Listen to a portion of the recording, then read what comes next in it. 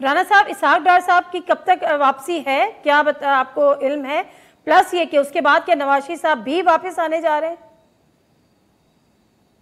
देखिए, सबसे पहले तो ये हुकूमत अगस्त 2023 तक चलेगी और उसके अंदर इसहाक डार साहब का पूरा हक है कि वो वापस आए। उनके खिलाफ जो जाली केस बनाए गए हैं, जो बोगस केस बनाए गए हैं, वो आके फेस भी करेंगे और वो रद्द भी होंगे, क्योंकि वो पॉलिटिकली मोटिवेटेड केसेस थे जो पीटीआई ने बनाए। देखिए, दूसरी चीज मैं यहाँ लेकिन अदालतों में तो आपको एतबार है ना मुल्क राणा साहब, अदालतों में तो आपको एतबार है ना, उन्होंने अदालतों में फेस करने हैं ना जाके।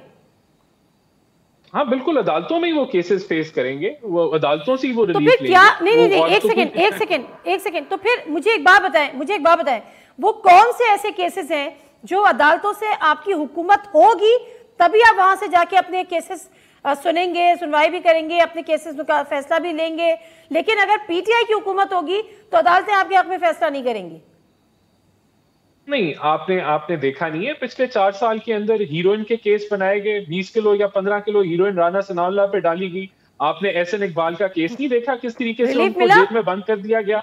और अब साबित हुआ, केस बनाना अलग बात है, नहीं अब अदालतों से जाके क्लीन चिट लेना अलग बात है। उन्होंने पॉलिटिकली विक्टिमाइज किया लोगों को, बगैर केस के इंक्वायरी स्टेजेस पे जेलों में डाला। एक सेकंड राणा साहब, अदालतों ने पॉलिटिकली विक्टिमाइज किया? अदालतों ने नहीं, भाई अदालतों पे तो फेस कर सकते थे ना।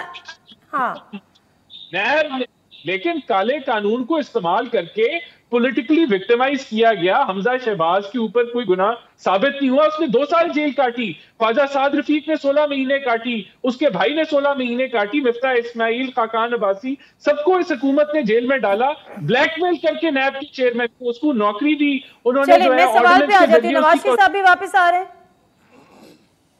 बिल्कुल आएंगे इंशाल्लाह ताला। अगर अब नहीं आएंगे तो थोड़े देर बाद आएंगे, लेकिन जरूर आएंगे। और इस मुल्क के उनको आना चाहिए और हम उनको वेलकम करेंगे, लुक फॉरवर्ड करेंगे। लेकिन मुझे यहाँ ये जरूर कह लेने दें कि आज मुल्क सैलाब में डूबा हुआ है। तकरीबन 3.5 करोड़ अवाम जो है वो मुतासर है सैलाब से, 30 अरब का नुकसान हो गया। 9 से 10 महीने बाद इलेक्शन है। ये आदमी कहता है इमरान खान के इलेक्शन आज कराओ, इलेक्शन अभी अनाउंस करो। क्यों करो? क्योंकि इसका अपना एजेंडा है। ये चाहता है कि आर्मी चीफ की जो सिलेक्शन है उसमें हिस्सा डले, उसमें ये उसके मुताबिक चले। तो ऐसे नहीं होने जाता, ऐसे नहीं होने वाला। ये मुल्क जो है आइन के मुताबिक चलता है।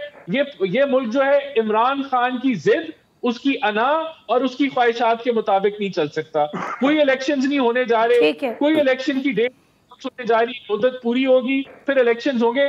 फर्क सिर्फ इतना है कि इस आदमी को ये नहीं फिक्र कि 3.5 करोड़ अवाम जो है वो बहुत मुश्किल में, इसको ये फिक्र नहीं है कि 30 अरब रुपए का मुल्क को नुकसान हो गया है। इस इलेक्शन जो है वो मेरी मर्जी के मुताबिक होगी, इसको ये फिक्र है।